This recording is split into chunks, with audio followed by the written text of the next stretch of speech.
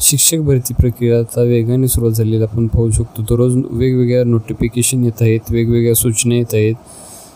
ह्या 2 दिवसामध्ये पोर्टलवरती 2 सूचना आलेल्या आहेत.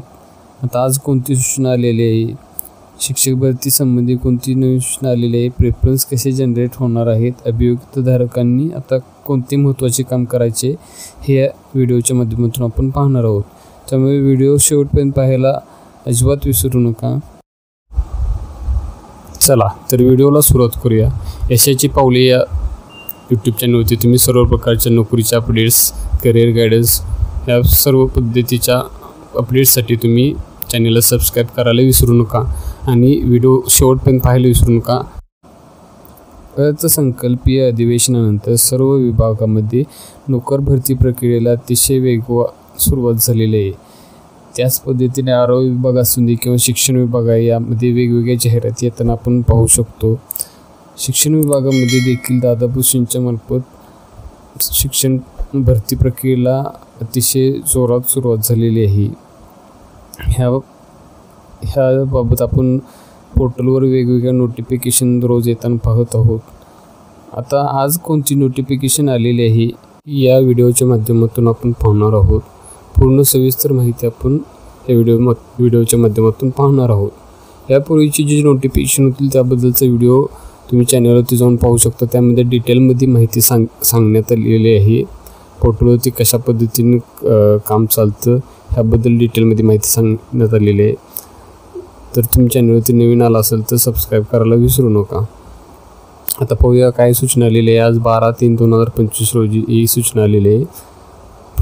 पवित्र प्रणालीमार्फत शिक्षण सेवक, शिक्षण पदभरती उमेदवारांसाठी स्वप्रमाणपत्र नव्याने नोंद करणे, पूर्वीच्या स्वप्रमाणपत्रामध्ये दुरुस्त्या करण्याबाबत सूचना. आता काय सूचना बघूया. पवित्र प्रणालीमार्फत शिक्षण सेवक, शिक्षक पदभरतीबाबत उमेदवारांनी स्वप्रमाणपत्र नव्याने नोंद करण्याबाबत, स्वप्रमाणपत्रात दुरुस्ती करण्याबाबत पवित्र पोर्टलवर प्रकाशित झालेले दिनांक 10/3/2025 रोजीच्या सूचनांचे अवलोकन करावे. सर्व सूचना दिलेल्या आहेत त्या वाचा तुम्ही. जर कोणी डाउनलोड केलं नसेल तर आपल्या टेलिग्राम चॅनलमध्ये ते PDF दिलेली आहे किंवा पवित्र पोर्टलवरती देखील ती PDF तुम्हाला मिळून जाईल. आता काय सूचना आहे बघूया. ज्या उमेदवारांना त्यांच्या स्वप्रमाणपत्रामध्ये कोणतीही दुरुस्ती करायची नाही त्यांनी आता स्वप्रमाणपत्र अप्रमाणित करणे आवश्यक नाही. म्हणजेच अशा उमेदवारांनी स्वप्रमाणपत्राबाबत कोणतीही कार्यवाही करू नये.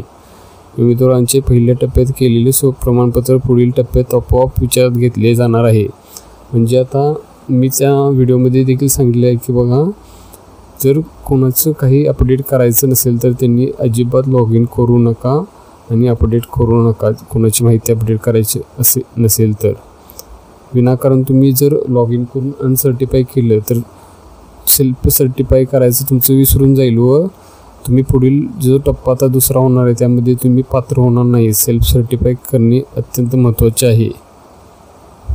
दुसरी सूचना काय आहे.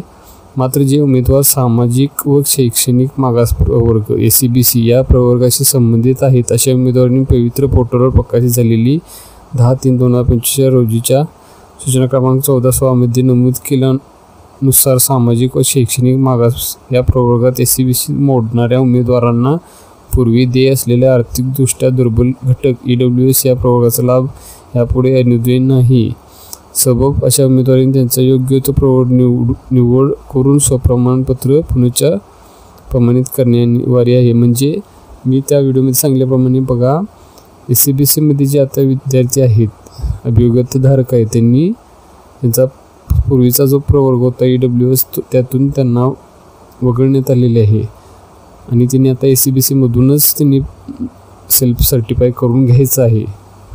किंवा जर त्यांच्याकडे SCBCचं जर प्रमाणपत्र नसेल तर ओपनमधून त्यांनी सेल्फ सर्टिफाय करून घ्यायचं आहे. तिसरी सूचना काय आहे. सद्यस्थितीत स्वप्रमाणपत्र अप्रमाणित केलेले असल्यास स्वप्रमाणपत्रामध्ये कोणते बदल केला असो अथवा नसो अशा उमेदवारांनी त्यांचे स्वप्रमाणपत्र प्रमाणित करणे अनिवार्य आहे. अन्यथा स्वप्रमाणपत्र सेल्फ सर्टिफाय न करणारे उमेदवार पोर्टलवरील कोणत्याही प्रक्रियेसाठी पात्र राहणार नाहीत याची उमेदवारांनी गांभीर्याने नोंद घ्यावी.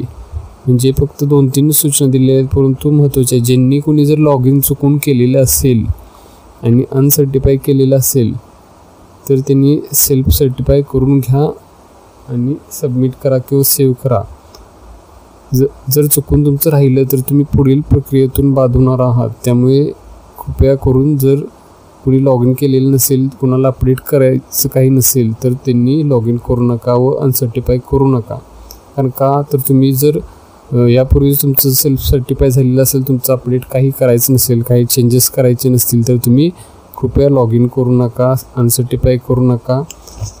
जर सर्टिफाय झालं नाही सेल्फ सर्टिफाय तर तुम्ही पुढील प्रक्रियेमधून बाहेर पडणार आहात. त्यामुळे ज्यांचं खरंच अपडेट करायचं आहे, मोबाईल नंबर बदलायचा असेल, नाव बदलायचं असेल किंवा TET सेंट्रल TETचे गुण बदलायचे असतील, बाकी गोष्टी, पण त्या मागच्या जर सूचनांमध्ये त्यांनी सांगितले त्या सूचना वाचा व्यवस्थित. जर तुमची तिने सांगितलेल्या डेटपूर्वीची जर तुमची शैक्षणिक अर्हता तुमच्याकडे प्रमाणपत्र असतील तरच तुम्ही ते अपडेट करायचे आहे. आणि शक्यतो SC-BC कॅटेगरीच्या विद्यार्थ्यांसाठीच बऱ्यापैकी हे सेल्फ सर्टिफाय किंवा अपडेशनचं काम आहे.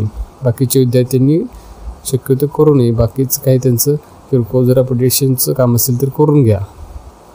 इतर विद्यार्थ्यांनी अनसर्टिफाय करू नका. लवकरच ह्या भरती प्रक्रियेला सुरुवात होणार आहे व जाहिरातीसाठी तुम्ही प्रेफरन्स द्यायला तुम्हाला सुरुवात होणार आहे. कारण तुमचा डाटा ऑलरेडी पोर्टलवरती सबमिट झालेला आहे मागच्या 2022च्या भरती प्रक्रियेमध्ये.